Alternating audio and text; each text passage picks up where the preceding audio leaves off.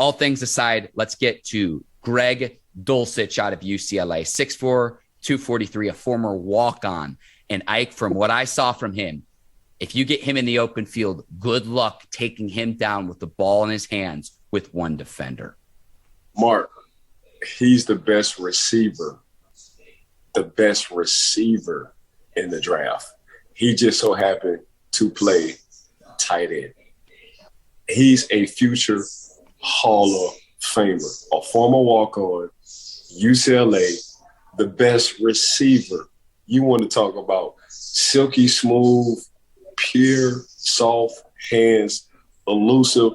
When you're going into the game and you know we have to stop this guy and you can't stop him, that says a lot about this guy, Greg Dulcich. UCLA come up with a gym. I don't know where he was at. I don't know what sport. I'm guessing basketball, baseball. He just said, you know what, let me just walk on for football.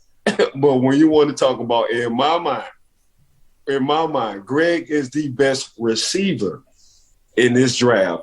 He just so happened to play tight end.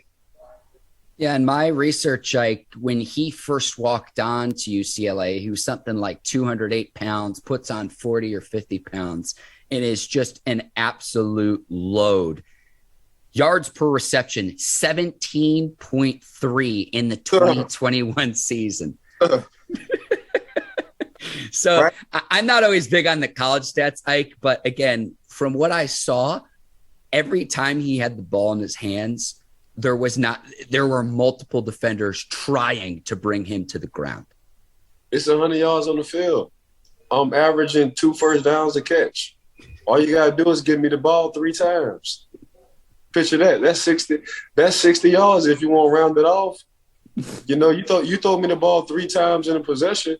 We right in the red zone. Oh, I didn't score. That's telling you what Greg can do. This dude, in my mind, this dude is the best receiver in the draft.